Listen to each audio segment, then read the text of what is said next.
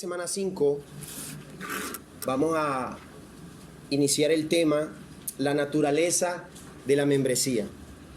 La naturaleza de la membresía es el tema de hoy.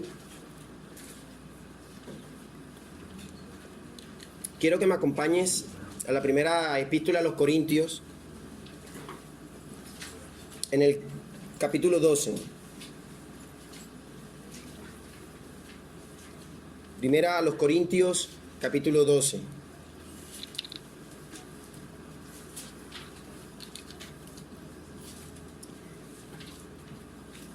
Yo quiero hacerles una pregunta, mis hermanos. ¿Quién de ustedes recuerda la época en cuanto éramos niños, en los que siempre en los juegos había el famoso jugador de cartón? ¿Quién recuerda eso? ¿Quién recuerda a, no sé, los que jugaron a la lleva, al timbol? Ahora los niños son puro play, puro videojuegos, pero los que jugamos al escondido. Yo recuerdo que sí había esos juegos, pero yo como que no jugaba. Yo era de cartón. Yo sí creo que era la de cartón, mi hermano. ¿Quién recuerda lo que significaba ser un jugador de cartón? ¿Quién recuerda? ¿Qué significaba ser de cartón? Era como un cero a la izquierda. Como un cero a la izquierda. Era ese jugador que casi siempre era el dueño del balón y teníamos que de alguna manera meterlo en el juego. Pero era tan malo que se sentía en desventaja el que lo tuviera y entonces lo metían de cartón. Decía, tú vas a jugar, pero ese ser de cartón era, no eres importante, vas a estar aquí en medio de nosotros, pero para nosotros no existe. Cruelmente era así, ¿cierto? Ahora, ¿alguna vez fuiste tú ese jugador de cartón?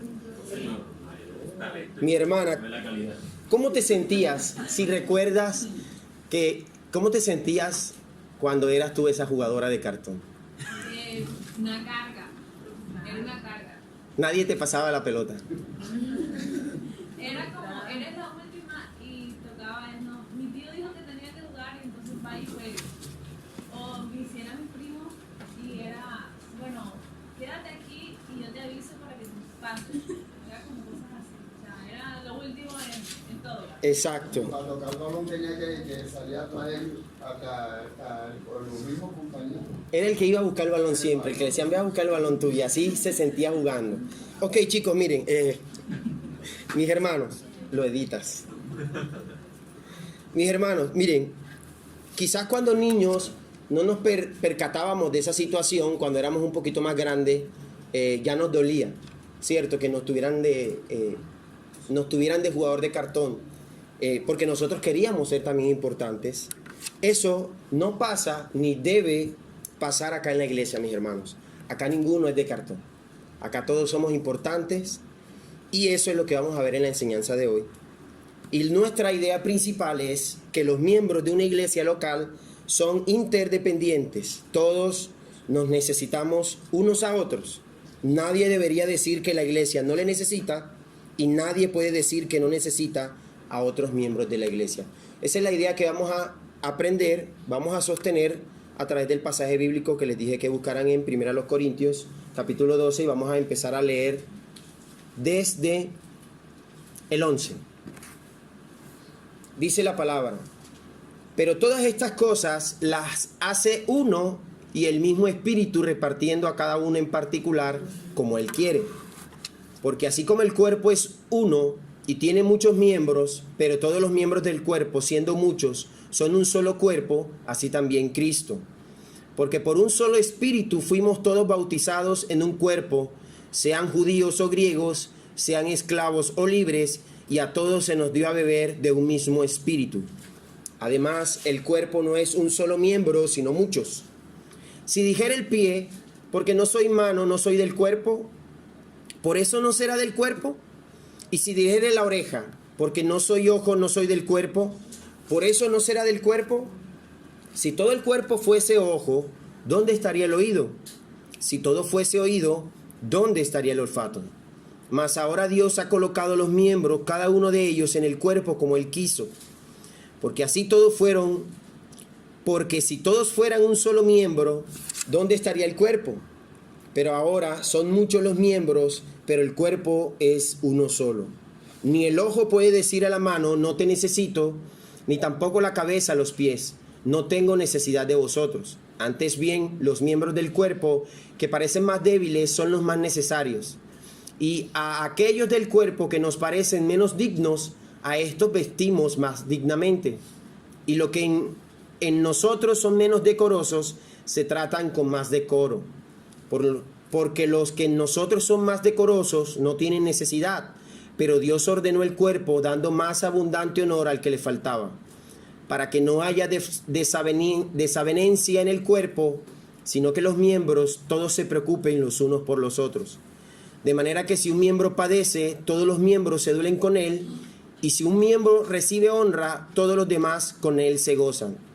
Vosotros pues sois el cuerpo de Cristo y miembros cada uno en particular. Vamos a leer hasta el 27. Mis hermanos, algunas veces la gente considera la membresía de la iglesia como una mera formalidad. Nosotros ya hemos venido recalcando en enseñanzas anteriores que la membresía no significa que nuestros nombres estén escritos en un libro que dice quiénes hacen parte de Iglesia Bíblica de la ciudad. También decíamos que nosotros estamos en un tiempo que muchos han denominado la posmodernidad, y una de las características o de los pilares de este movimiento posmoderno es el excesivo individualismo. Todos nosotros tenemos una fobia hacia el compromiso a largo plazo, queremos nuestros resultados enseguida. Por eso es que ustedes ven que en el supermercado venden esto ya, Rappi ya, y que toda la preparación de la comida sea enseguida, que tú nada más tengas que revolver porque necesitas el alimento inmediatamente. Por eso es que hay tantas actividades comerciales que te ahorran a ti el tiempo para llevar de un lugar a otro, la mensajería, el producto, lo que compraste en la farmacia, etc. Entonces, nosotros queremos estar dentro de una iglesia sin compromiso, sin responsabilidad, sobre todo cuando la iglesia no se adapta a nuestras exigencias o preferencias personales. Simplemente vamos a consumir el itinerario religioso a otro lado. Decimos, como ya no me satisface como se está manejando la iglesia, ya estamos como aburridos, las mismas alabanzas, estamos haciendo como que siempre lo mismo, ya no me llena esta iglesia, entonces voy a ir a congregarme en otro lugar, porque ya tengo mis hijos más grandes y quiero que me los entretengan, porque yo quiero escuchar la palabra, porque ya mis hijos están también exigiéndome a mí ciertas actividades que ven con los cristianos de otras iglesias y quieren hacer lo mismo en la iglesia local, y como eso no se puede, entonces ellos van a buscar eso y consumir eso en otro lugar. Si vemos en el pasaje, el apóstol Pablo está tratando de solucionar un problema que estaba aconteciendo en la iglesia de los Corintios, y era el uso de los dones. Algunos consideraban, sobre todo esos dones que son más llamativos, consideraban a esos hermanos que poseían esos dones más importantes dentro de la iglesia que aquellos que tenían un don menos llamativo. Por ejemplo, se consideraba que el hablar en lenguas era algo muy, muy importante, y aquel que no hablaba en lenguas era tenido en poco. Y eso incluso, hermanos, acontece en el día de hoy a tal rango que si tú no hablas en lengua en algunas iglesias no has nacido de nuevo. Entonces, este tipo de cosas estaban pasando en la iglesia de los Corintios, y por eso Pablo va a empezar a enseñar en la discusión que tiene con el asunto que está tratando de solucionar, y va a decir en el verso 11 acerca que todos nosotros, que el cuerpo es uno y tiene muchos miembros, pero que todos los miembros del cuerpo, siendo muchos, son un solo cuerpo, así también Cristo. ¿Por qué Pablo usa la metáfora del cuerpo en este pasaje? ¿Por qué crees tú que Pablo usa la metáfora del cuerpo?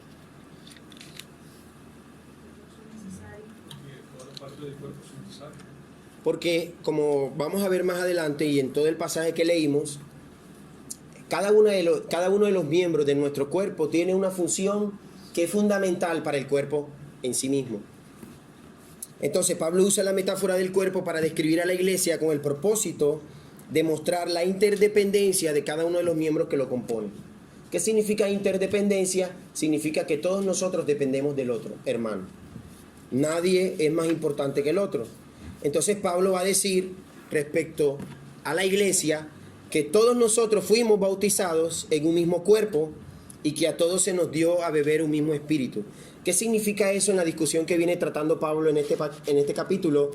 Que no importa el don que tú tengas, aunque parezca más llamativo, tú eres importante, así como aquel que no tiene don en la iglesia también es importante. Hermanos, el hecho de que estén judíos y griegos, esclavos y libres, reunidos como iguales dentro de la congregación, sin que el amo mirara con menosprecio a su esclavo, eso era o es un milagro de nuestro Dios. Solamente es posible que esto ocurra cuando el Señor ha intervenido en nosotros, como lo que Pablo dice arriba, que todos bebimos de un mismo espíritu. ¿Qué importante podría ser un esclavo en el ámbito eclesial para su amo? De pronto ustedes pensarán que así como tú me sirves a mí en el contexto fuera de la iglesia, cuando nos reunimos tú también tienes que ser mi servidor. No como un hermano igual, sino pensando en que como tú eres mi servidor por fuera, también tienes que hacerlo por dentro. ¿De verdad creerían que aún dentro del culto el esclavo solo se dedicaba a servirle como lo hacía en el ámbito laboral? ¿Creen que no era indispensable ese hermano que socialmente era un esclavo en el ámbito de la iglesia? ¿Creen que la iglesia lo utilizaría únicamente en la parte del servicio solo porque es esclavo de oficio? Hermanos, ¿creen que por el hecho de que en mi ámbito profesional sea la enseñanza o sea maestro es por el motivo por el cual yo estoy enseñando hoy acá? ¿Acaso no necesitaré a mis hermanos para que me corrijan, me den instrucciones de lo que de pronto en medio de la enseñanza puede haber hecho mal? Nada más porque yo soy maestro, nada más porque yo en mi trabajo enseño. No importa a lo que yo me dedique, yo necesito a mis hermanos. No importa cuál sea el trasfondo que tú traigas de allá afuera, aquí en la iglesia todos somos iguales, todos nos necesitamos, independientemente del don que Dios te haya dado. Esta gran verdad de que todos fuimos bautizados por un mismo espíritu nos ayuda a entender que todos somos importantes los unos de los otros dentro de la iglesia y que además tenemos un don necesario e indispensable para el resto de los miembros del cuerpo. Como les dije al principio, mis hermanos, acá nadie es de cartón. Todos somos importantes. Nos necesitamos y eso es lo que Pablo nos va a enseñar en este pasaje. ¿Qué dice Pablo que no es el cuerpo en el verso 14? Mire, vamos al verso 14. ¿Qué es lo que Pablo va a decir que no es la iglesia?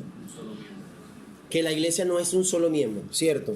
Sino que el cuerpo no es un solo miembro, sino muchos miembros. Lo que significa que la iglesia no está constituida por laicos y por líderes, en el sentido que estos últimos, o sea, los líderes, están más cerca de Dios y por lo tanto ellos son los responsables. Y yo nada más vengo y me siento, y de eso que se encargue Ángel, y de eso que se encargue Alejandro, y de eso que se encargue Carlos Bayona. Yo simplemente vengo a estar acá, consumir mi predicación. Esta idea es la que mantienen algunos lejos del compromiso de ser parte de la membresía de la iglesia o en su defecto inactivos o pasivos en cuanto a su responsabilidad como miembros y dicen, no soy indispensable, eso puede hacerlo X hermano o que se encargue el pastor. Pero también podría ser lo contrario, pensar que solo los líderes se deben encargar de todo y decir, eso puedo hacerlo yo, esto lo hago mejor yo, no necesito a más nadie que me ayude. Vamos a ver en los versos 15 y 16 y también en el verso 21 una misma idea que dice el apóstol Pablo. Miren lo que dice el verso 15. Si dijera el pie, porque no soy mano, no soy del cuerpo, por eso no seré del cuerpo. Y si dijera la oreja, porque no soy ojo, no soy del cuerpo, por eso no será del cuerpo. Ninguna parte del cuerpo debe envidiar o menospreciar a otra parte. El pie no debe de pensar que porque está dentro del zapato y nadie lo ve, no es importante. Eso es lo que Pablo está tratando de decir allí. El hecho de que el pie no pueda hacer lo que hace la mano no significa que el pie no sea importante. El pie tiene su función. El hecho de que la nariz no puede hacer lo que hace nuestro oído no significa que la nariz no cumple una función dentro del cuerpo. Lo que debemos de pensar para que eso no ocurra es que el hermano es oído y él escucha. Yo soy nariz y yo tengo otra función y es olfato. El problema es cuando nosotros, siendo nariz, queremos ser oído y queremos ser pie y queremos ser mano.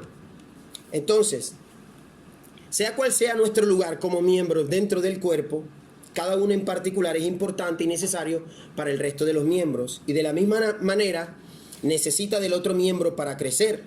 Recordemos la prédica anterior acerca del objetivo de la iglesia, que consistió en que cada uno de nosotros debe ayudar al otro miembro a ser como Cristo. Es decir, ayudarlo a crecer mutuamente, ayudarnos a crecer mutuamente. Ese es el propósito, el objetivo de la iglesia, y la naturaleza de la iglesia, que es el tema de hoy, es precisamente eso. Nuestra naturaleza, nuestro hábitat, es ser parte del cuerpo como miembros y aportar en función, en don, con el don que Dios nos haya dado, aportar al crecimiento de la iglesia. Entonces, ¿cuáles son los argumentos principales en la respuesta de Pablo a los que dicen el pie y el oído? En el verso del 17 al 24.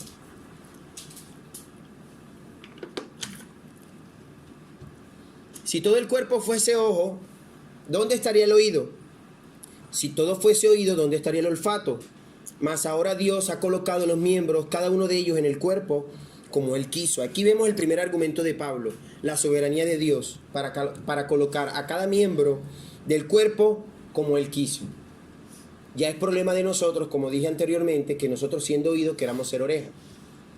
Tienes que aceptar el don que Dios te dio, que quizás no puedas hacer lo que deseas, al menos hasta el momento, y mirar en oración al Señor sobre todo, cuál es la función que tú tienes dentro del cuerpo. Pero tú eres indispensable, tú eres importante. Entonces el segundo argumento que va a dar Pablo, del verso 19 al 20, porque si todos fuéramos un solo miembro, ¿dónde estaría el cuerpo? Pero ahora son muchos los miembros, pero el cuerpo es uno solo. La diversidad, que serían los miembros, en la unidad, que sería el cuerpo. Ese es el segundo argumento que da Pablo para que nosotros entendamos la naturaleza de la membresía, que somos diversos miembros, pero que conformamos a un solo cuerpo.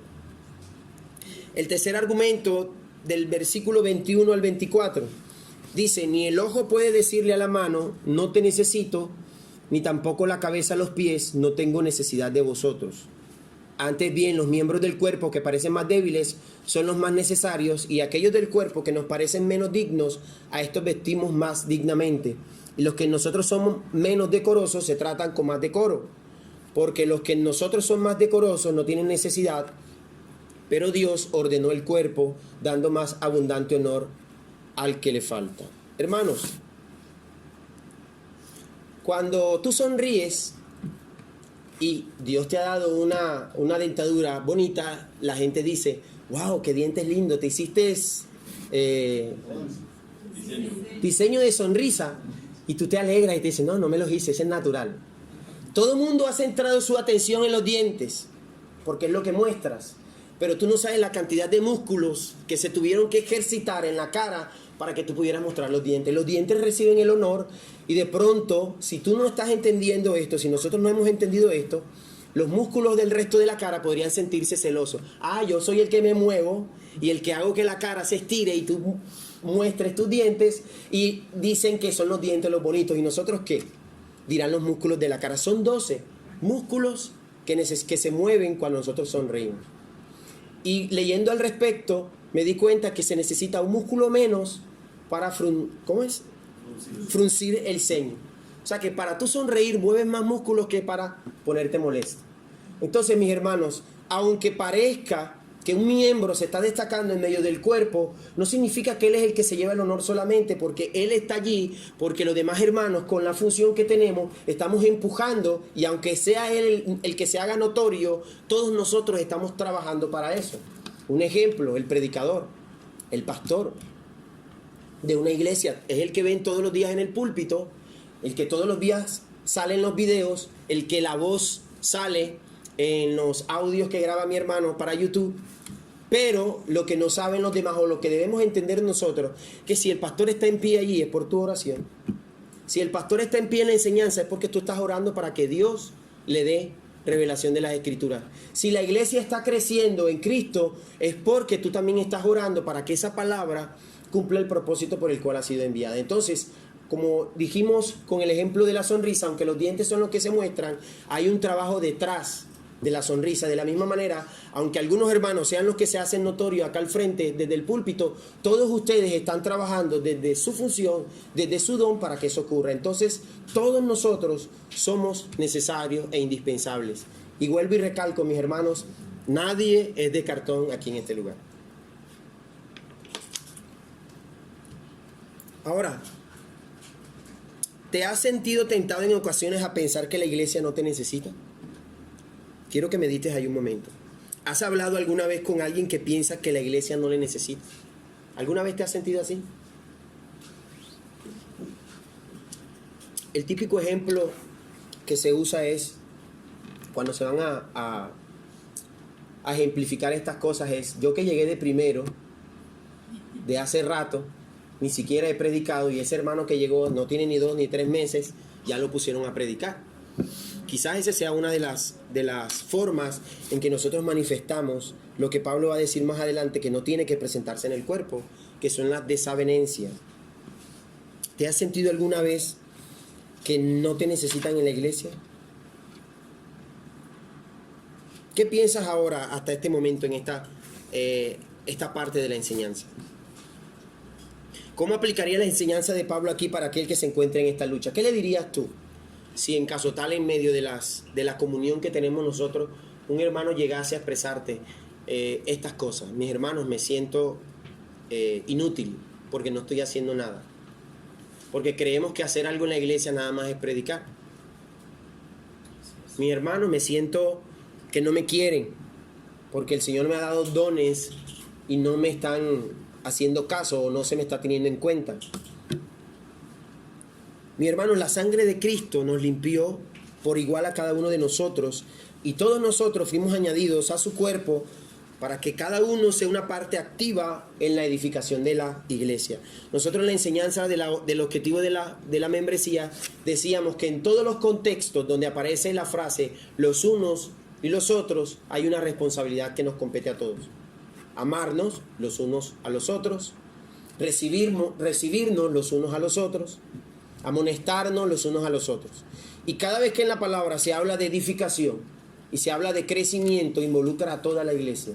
Eso lo dijimos en esa enseñanza. Entonces, en este pasaje Pablo enseña que el cuerpo necesita cada miembro sano, como dice Efesios 4, versos 15 y 16. Si tú lo puedes buscar, si no yo te lo voy a leer.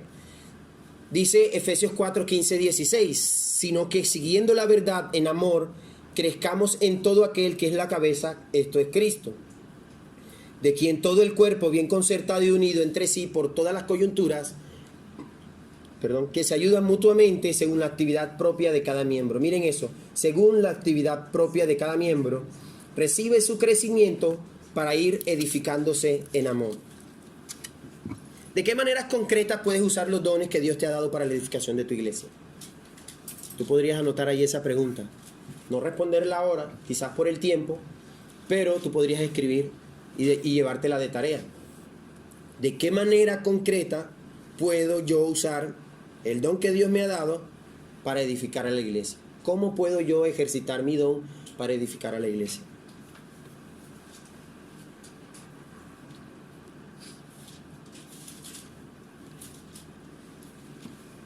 ¿Cuáles son los objetivos por los que Dios ha dispuesto a los miembros del cuerpo, según Pablo menciona en el versículo 25? Los objetivos que Dios ha dispuesto a los miembros del cuerpo, según menciona Pablo en el verso 25. ¿Y qué ejemplos da en el versículo 26 para ilustrar estas cosas?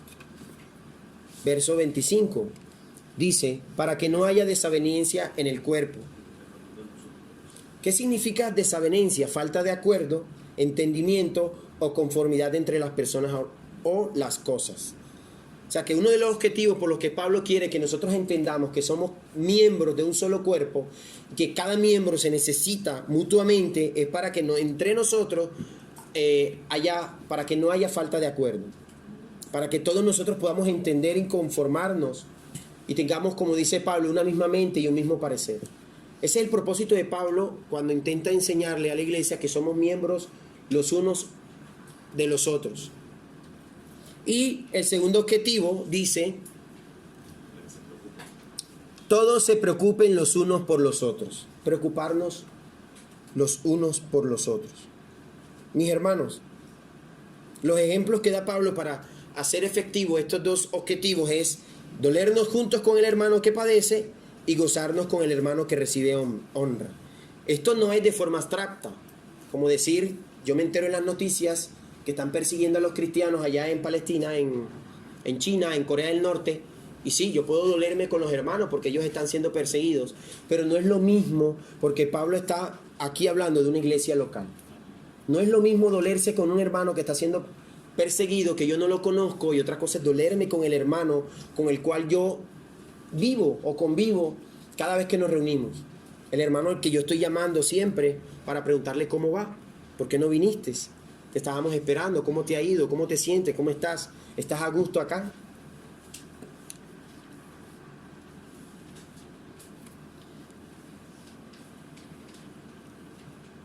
Son con los hermanos que nos rozamos en nuestro diario compartir, con los que nosotros debemos dolernos y al cual nosotros también debemos gozarnos cuando ellos reciben honra. Como decíamos ahorita, tus dientes reciben honra cuando sonríes, pero esa honra aplica para todos los músculos de la cara, para tu mente, tu cerebro, que es el que envió esa información para que sonrieras como estímulo externo que recibiste, y así trabaja todo el cuerpo. Lo mismo cuando corremos. Cuando nosotros corremos vemos nada más las manos balancearse como impulso y los pies corriendo, pero tú no sabes la cantidad de órganos internos que están haciendo su trabajo para que tú puedas correr. Si los pulmones dijeran no voy a respirar, por mucho que tus pies quieran correr, si tú no respiras, si no coges oxígeno tu sangre, no vas a poder correr. Quizás en los dibujos animados ustedes vean que los muñequitos corren con la mano hacia atrás, pero esa no es la forma de correr correctamente, porque te caerías. Aunque nosotros no veamos, como decía mi hermano Alejandro, porque los dedos de los pies, porque nos ponemos zapatos, eso no significa que tú no, o sobre todo las mujeres, no se pinten las uñas de los pies, porque todas las veces no te vas a poner zapatos cerrados. O los hombres, no significa que tú no te cortas las uñas, que tú no tienes cuidado de esa parte de tu cuerpo, aunque sea simplemente para ponerte la media y ponerte el zapato. El pie no puede decir, no, acá yo escondido. Acá nadie me ve, el zapato es el que dicen, wow, qué zapato es bacano. Y yo que soy el que los tengo puestos, no me dicen nada. A mí me dicen pie maluco o pie grande. Pero si no fuera por el pie, no te pudieras comprar esos zapatos que te compras. Todos nosotros somos indispensables, mis hermanos. Y cuando yo digo indispensables, no es en el uso del término de que, wow, yo aquí soy, sin mí no, si yo no hago esto no puedo. Me refiero a indispensable, es la necesidad que tú tienes del otro hermano para poder cumplir tu propia función.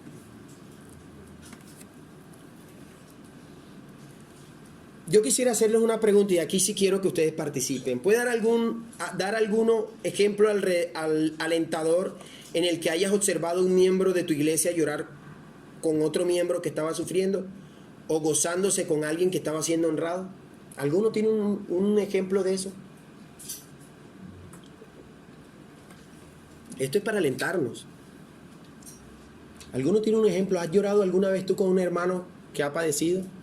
¿Has orado con él? ¿Te has gozado cuando has recibido una buena noticia? Como de pronto ustedes lo hicieron conmigo el día que yo les dije que estaba embarazado. Aunque la que lleva el bebé es mi esposa, pero yo también me siento embarazado.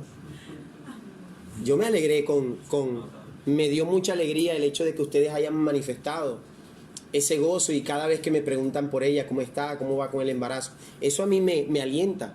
Y es una forma de esta enseñanza de ser puesta en práctica. O sea que esto no es una enseñanza para rajarnos, sino más bien para mostrarnos cómo debemos seguir funcionando. Porque para la gloria de Dios, si hay algo hermoso que he empezado a experimentar yo en esta iglesia pequeña, es que precisamente al ser pequeños estamos interactuando, nos estamos conociendo, y que tarde o que temprano, cuando la iglesia empiece a crecer, nosotros no debemos perder eso. Porque va a ser mucho más difícil socializar. Todos los domingos, todos los jueves, yo no puedo socializar con todos. Yo digo, este jueves me senté con este hermano, voy a hablar con él, voy a preguntarle cómo está. Pero el otro domingo yo también tengo que interactuar con otro hermano que también quiero saber cómo está. Pero va a llegar un momento en el que nos vamos a volver tan numerosos que quizás vayan a venir personas que no sabemos, que vienen, se sientan y se van. Y es nuestra labor como cuerpo de Cristo estar pendiente de esos hermanos y estar ahí cerca de ellos. Entonces, cuando oramos por alguien nos comparte una necesidad que tiene, y de pronto no es una lágrima que se hace evidente externamente, pero sí te puedes sentirte el dolor que esa persona está experimentando, y tu oración también es sentida, o eres movido a orar por esa persona y a compartir su carga con otro. Y creo que particularmente hemos visto eso aquí. Alguna persona nos ha compartido su necesidad y aún el Señor en su misericordia ha respondido a favor de esa persona. Y también nos alegramos cuando eso sucede. Amén. Y si no, seguimos orando porque el Señor obre, ¿no? Así es, mis hermanos, y aprovechando que Ángel menciona eso, es distinto cuando nosotros oramos por la iglesia, hermano, Señor, ayuda a mis hermanos que están pasando necesidad, los que les falta un trabajo, Señor, ayuda a estos hermanos, ayuda a los hermanos. Otra cosa es cuando nos sentamos ahí de a tres y el hermano te dice particularmente lo que tiene, su necesidad. Es distinta esa oración porque tú estás orando por algo puntual y esa oración está ahí, allí, vivida con el hermano. Porque quizás uno pueda decir, yo hago parte de la iglesia, yo amo a la humanidad, pero cuando esa humanidad se hace particular, tu esposa, tu suegra, tu suegro, esa persona que vive contigo, la que se te pisa el callo, ahí es donde se va a ver si realmente tú amas a la humanidad. Porque cuando se hace particular es cuando realmente nosotros sentimos eso. De la misma manera ocurre cuando tiene que ver con esas cargas que mencionaba Ángel. Una cosa muy distinta cuando tú estás orando de manera general por la iglesia y otra cosa es cuando tú oras porque el hermano te pidió, hermano, ora por esto. Pero fíjate, hermano, hay una metáfora que es la misma que está utilizando Pablo en los Corintios, ¿verdad? Y es la misma del cuerpo. Cuando, por lo menos, estás tú o Carlos me dice, ay, mira que me corté aquí, o me hice una cortada grande, tú puedes sentir desde acá algo de dolor por lo que él está sintiendo, pero cuando tú mismo te cortas, tú puedes sentir dolor hasta en el dedo meñique del pie izquierdo, ¿sí me entiendes? Entonces, esa es la función del cuerpo dentro de la iglesia. No es lo mismo aquel que sufre por allá lejos, lo que tú decías ahorita, y sí, uno se duele por el hermano, a cuando sufre un hermano que está aquí, con el que uno convive diariamente. Y es ahí donde Pablo está exhortándonos a eso, precisamente, a que no tengamos en menos la necesidad del otro, o a que no tengamos en más la fortuna del otro. Y con eso yo creo que él mismo está diciendo de que también cortemos, o sea, porque él no solo pone la necesidad, también pone el gozo del hermano, que muchas veces se puede presentar envidia dentro de la iglesia porque a un hermano le va mejor que a otro, y él está diciendo ahí que no, que simplemente tú te tienes que gozar, no solo dolerte con él, sino que cuando él esté bien también te tienes que gozar con él, y eso hace parte del cuerpo. Así es, no solamente las cosas que son lamentables, sino las cosas que son dignas de alegrarnos. Hermanos, otra pregunta, ¿te has sentido tentado alguna vez a pensar que no necesitas a la iglesia? O al menos que no necesitas a ciertos miembros de la iglesia. ¿Cómo confronta la enseñanza de Pablo en este pasaje este tipo de actitud? Ya no aquella persona que dice, no me siento indispensable en la iglesia, sino la otra parte, que es un poco más de orgullo. Yo no necesito a la iglesia, yo no necesito a ese hermano. Yo hablo aquí con él y con ellos son mis hermanos, pero yo no necesito, quizás no lo hagamos así directamente, pero de alguna manera indirecta o inconsciente, nosotros tendemos a pensar que no necesitamos a ciertos hermanos. Porque es que yo que voy a hablar con él no sabe, él no se ha leído los libros de teología que yo me he leído. Él no se ha escuchado las 380 predicaciones del pastor fulano de tal de allá de República Dominicana. Yo sí me las he escuchado todas.